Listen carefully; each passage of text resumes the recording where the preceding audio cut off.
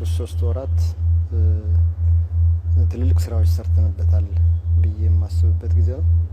እንደምታውቁ ካሁን በፊት ክልሎችም ሆነ በመንግስትም በፓርቲ ደረጃዎች የዝግጅት ምዕራፍ የትግበራ ምዕራፍ ብለን ብዙ ጊዜ ያባከን በነበርንበት ጊዜዎች አሳልፈን በአሁኑ ጊዜ ግን ዝግጅት ምዕራፍ ብለን ምናባክነው ጊዜ እንደሌለ በአመቱ መጀመሪያ እንደ ፓርቲ የተግባባንበት የ5 አመት በአንድ አመት የአንድ ወር በአንድ ቀናት ብለን ያዝነውን መርህ ለመተግበር የቻልንበትና ባለፈው አመት የነበሩን ድክመቶቻችን በጊዜው ገምግመን የነበሩን ጥንካሬዎች ደግሞ ለማስፋት የሚያስችለን መደላድል ፈጥረን በ2018 ከሚጠበቁብን ስራዎች አኳያ በዚህ ሩብ አመት ላይ ዝግጅት ብለን የምናጠፋው ጊዜ እንዳይኖር አድርገን ትልልቅ ስራዎች እንደ ሀገርም እንደ ፓርቲም እንደ ክልልም ያሳካንበት 3 ወራት ነው ብለን መውሰድ ይቻላል።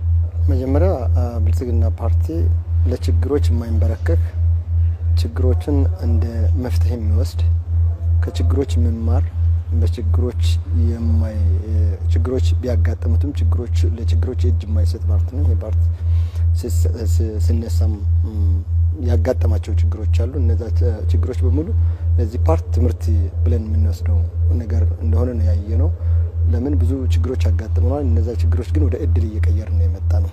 ከዚህ አኳያ 2017 የፓርቲ አመት ነው ብለን ነው የወሰድነው። በተለይ ትልልቅ ስኬቶችን ያስመዘግብንበት አመት ነው።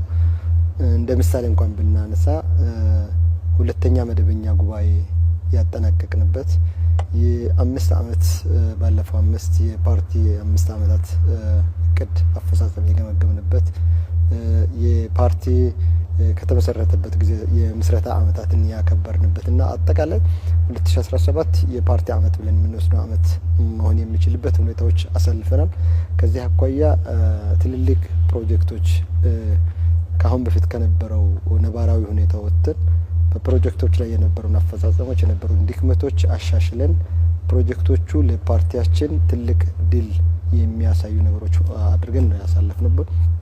ስለዚህ ይሄ ፓርቲ ለችግር መንበረከክ ፓርቲ እንዳልሆነ ነው ማየት የምንችለው። ከዚህ አኳያ እንደ አፋር ችግሮች እንኳን ቢኖሩም ያን ችግሮች ለኛ ትምህርት ብለን ነው የምንወስደው። ለምሳሌ አፋር 2 ጉዳዮች ያጋጥሙታል። በበጋ ጊዜ ድርቅ ያጋጥመዋል በቆላማ አካባቢ መሆኑ፣ በክረምት ጊዜ ደግሞ ጎርፍ ያጋጥመዋል። እነዚህ 2 ነገሮችን ድርቅ በሚያጋጥምበት ጊዜ ድርቅን እንዴት በዘላቂነት መፍታት እንችላለን በሚል በክልሉ ትልልቅ ኢኒሼቲቮችን የጀመርንበት ሁኔታዎች አሉ። ለምሳሌ አርብቶ አደር ክልል እንደመሆኑ መጠን የእንስሳት መኖ እንደ ሀገር ልምድ ሊሆን የሚችል በቅርብ ጊዜም ክቡር ጠቅላይ ሚኒስትር ጎበኝቶ ለሀገር ተሞክሮ መሆን የሚችለው ብሎ የመሰከሩበት ሁኔታዎች አሉ። የድርቅን ሁኔታ ድርቅ ብለን የምናየው ነገር አይኖርም በሚል በፓርቲው ትልቁ ሀሳብ የወሰድነው ነገር ነው።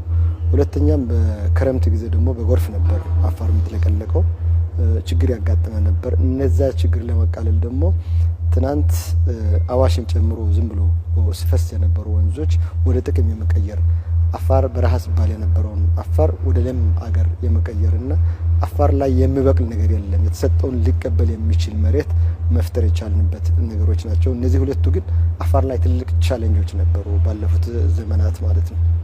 ስለዚህ እነዛን በአዲሱ እሳቤ በፓርቲያችን እሳቤ ወደ ልማትና ወደ በጎ ወደ ልማት ቀይረ ነው ወደ እድል የቀየርንበት ሁኔታዎች አሉና ችግር ቢያጋጥመን ችግር አስተምሮን ነው እንጂ ሊያልፍ የሚችለው በችግር የሚንበረከክ የብልጽግና ፓርቲ አመራርና አባላት አይኖሩም።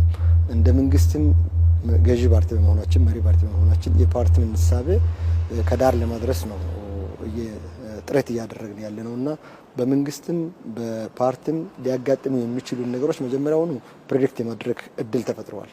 ትልልቅ ሀሳቦች ያለው ፓርቲ በመሆኑ ማለት ምን ሊያጋጥመን ይችላል፣ እነዛ ችግሮች ውስጥ እንዴት ነው ወደ እድል ልንቀይር የምንችለው፣ ወደ እድል መቀየር ብቻም ሳይሆን ውጤቶችን መለካት ነው። ወደ እድል ከቀየርን በኋላ በእድሉ የተገኙ ውጤቶች ምንድናቸው ብለው እድሎቹ ወደ እድል የቀየርናቸውን